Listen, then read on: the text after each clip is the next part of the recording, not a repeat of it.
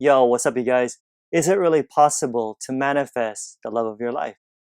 And this one's been requested by a lot of people, but I just haven't done it yet for whatever reason until now. So today I want to share with you an encouraging story of a lady who was able to influence a quote unquote other and manifest the man of her dreams, even though the chances of it seem so unlikely for it to happen, which is why this technique is so powerful. You know what I'm saying? But before I get into it, hit that subscribe button and the bell right next to it to get your weekly dose of inspirational stories, tips, and teachings. Did you do it?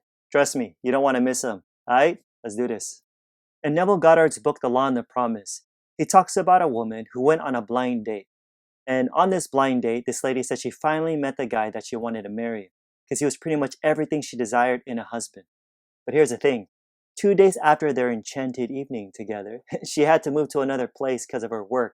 And not only that, literally the same week, the mutual friend who introduced her to the guy moved away from the city, which was a problem because she realized the guy probably didn't even know her new address, and she wasn't even sure if he knew her name too. So the possibility of them ever connecting again seemed pretty slim, right?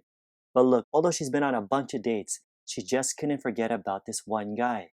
Anyway, she told Neville about the situation after one of his lectures because he taught on the subject of revising your day. So after speaking to him, she was determined to revise her day every day. Here's what she did. Ready? Before going to sleep that night, she felt she was in a different bed, in her own home, but this time as a married woman.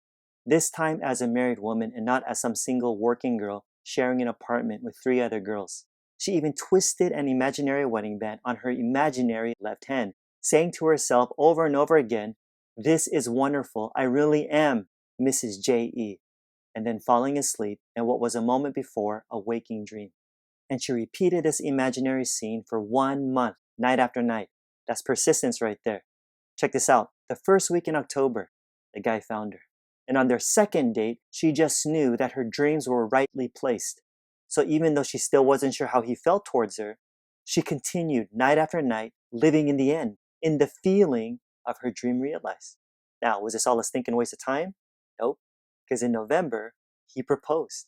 The guy proposed to her. Then in January, they announced their engagement. And the following May, they were married.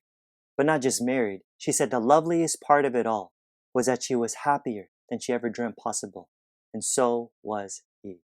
Boom. It's nice, right?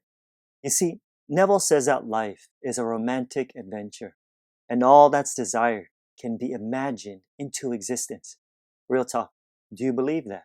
Seriously, do you believe that? See, the good thing about this revision technique is that it could be applied to anything. You know what I'm saying? But since you clicked on this video, let's apply it to your love life, okay? So if you're single, here's what I want you to do. Every night before falling asleep, I want you to clearly visualize and create a revised imaginal scene of the loving relationship you'd want to be in. What would you do?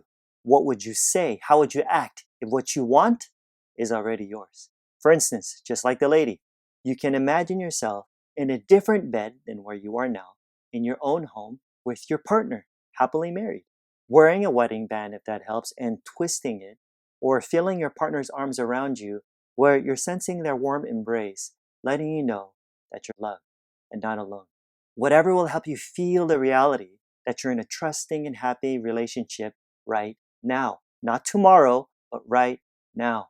As you keep repeating this imaginal scene, here's what's going to happen. Neville says that if your time of revision is well spent, you don't got to worry about the results. Why? Because as you live wholly on the level of imagination, it'll have a great influence on the quote-unquote other. And your fondest hopes and dreams will be realized because you get what you believe. Yeah. Alrighty, guys, don't forget to hit that like button and to leave a review if you're listening via podcast. In case you didn't know, it gets more people to discover my work and, of course, help spread this message. And yo, don't forget to register for my free online training that'll seriously help you start manifesting the life you really want right now. So check it out. The link's in the description. Like I always say, more's coming. Till next time, I'm out. Peace.